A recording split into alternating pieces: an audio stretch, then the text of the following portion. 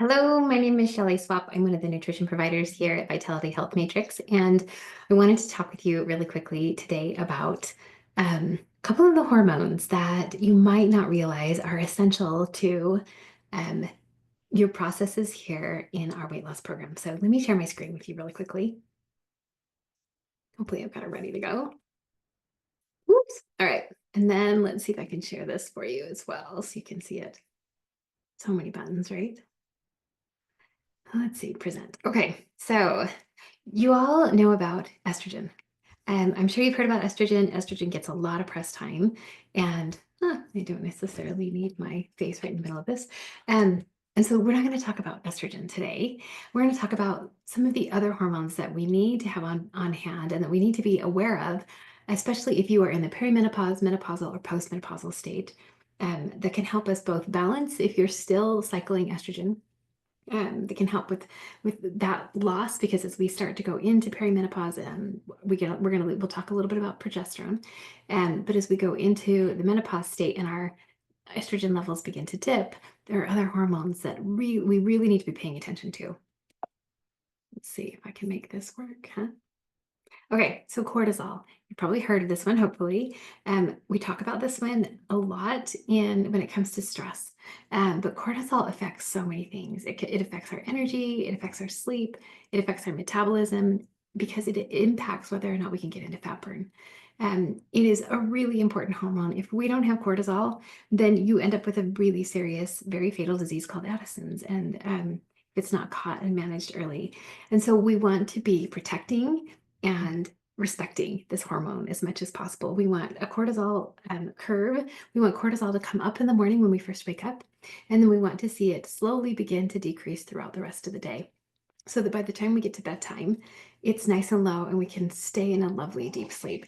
And the other piece of the puzzle, well, many pieces of this puzzle include our diet because we want to be able to be eating enough during the day that cortisol levels can stay low throughout the night until it's time to wake up again. Because if we're not eating well, or we have a lot of insulin resistance, um, cortisol will spike in the middle of the night because it's because the body's struggling to get the energy that it needs to be able to do the repair work that it does and during while we're sleeping.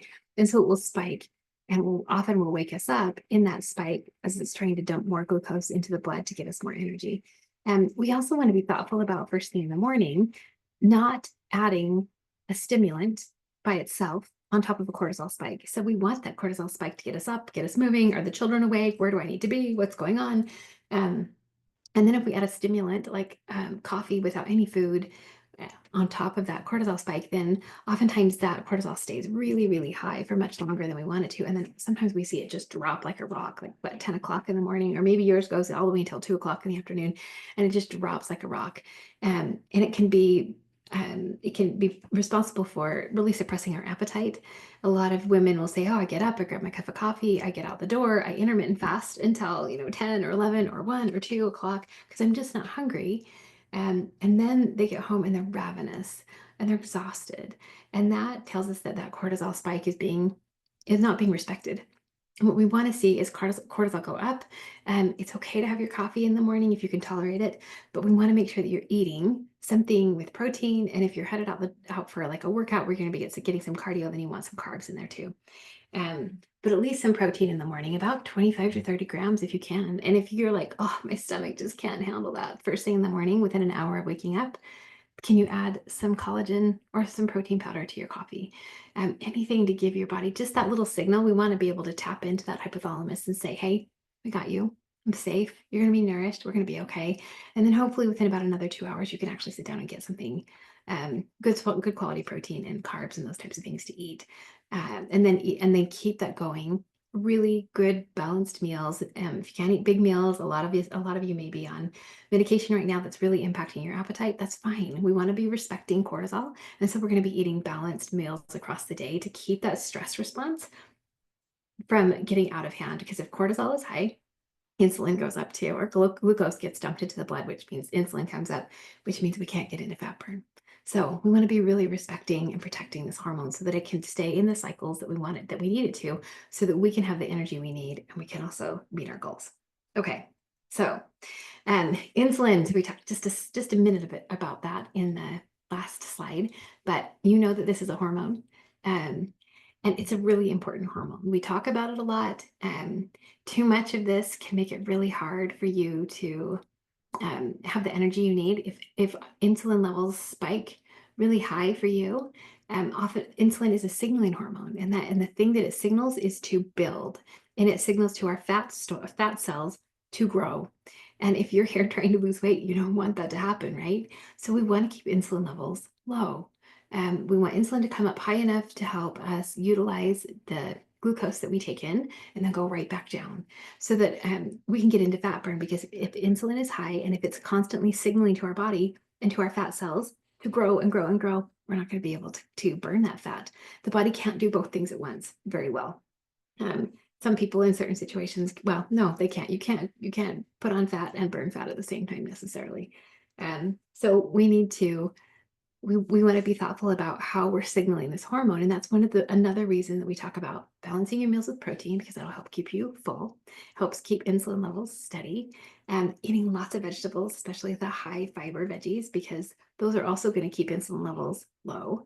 Um, Healthy fats, those types of things, especially during our detox. And um, and that helps us to get into fat burn, right? If we have too little or too much, it can wreak havoc on our entire system. And maybe you have, and that's also why we test it when you first come into this program, so we can see what you need. And the lovely thing about the medications that we utilize is that they can help boost sensitivity and insulin levels when it's needed. And they can also help keep insulin from getting too high, which is depending on what's going on with your body. Both of those things are really important. Have you heard of ghrelin? I love to think of ghrelin's an easy one for me to remember because it reminds me of Gremlin. Do you remember, did any of you old enough to remember the Gremlins movies that came out like was that in the 80s?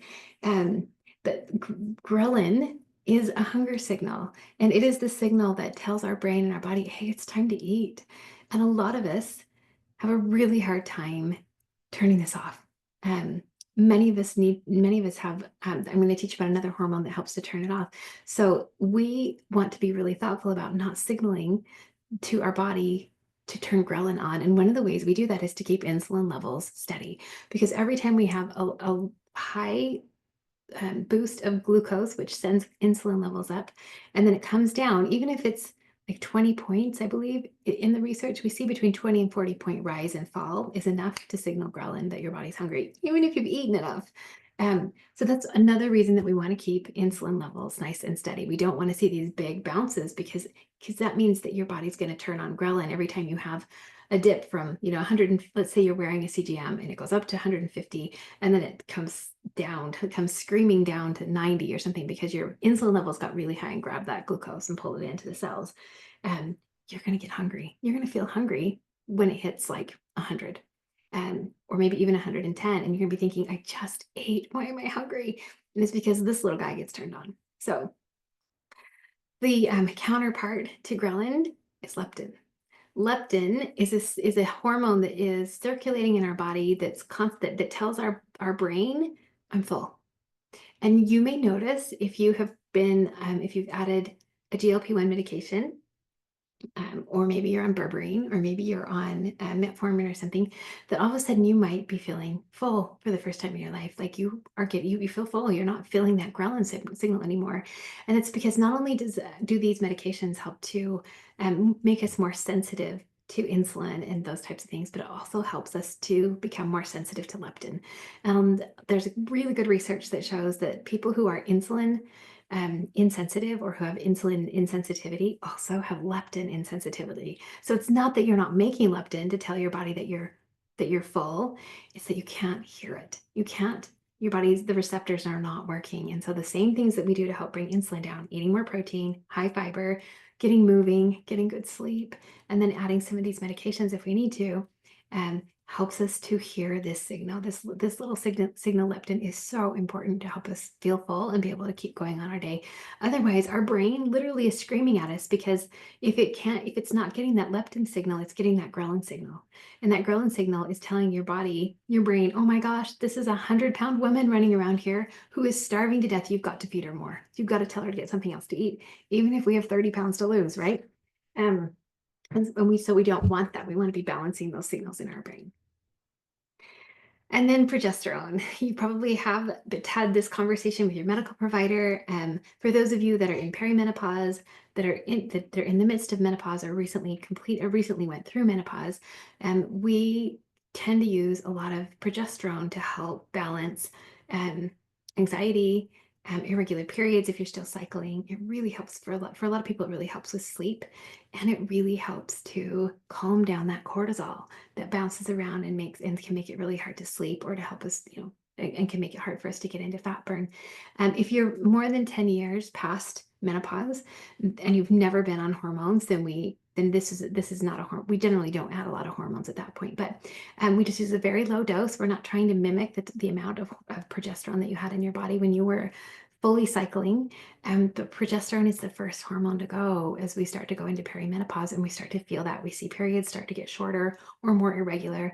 Oftentimes we see periods get really heavy because progesterone has a little bit of a check on estrogen and it helps to slow down how much blood is building up in the uterus.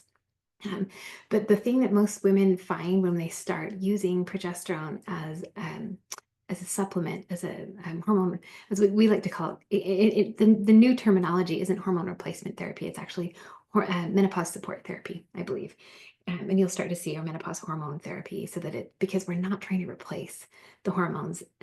We just can't. Our body makes way too much and we don't want to be bringing that much in. We're just going to be adding enough to help touch those receptors and tell the body it's okay. You can be calm. It helps to regulate mood, it helps to regulate sleep, and it helps to regulate cortisol, which we know impacts all those other hormones that we talked about. So I hope you found that helpful, that it's so much more than just estrogen. That's our myth busting tonight, that there's so many more hormones, and this is just the tip of the iceberg. As far as the hormones that we want to be thinking about and keeping an eye on. We also utilize vitamin D, but we'll talk about that more in a vitamin, mineral, metabolism place the next time we talk. So thank you for joining me tonight. I hope you found it helpful. And until next time, be well.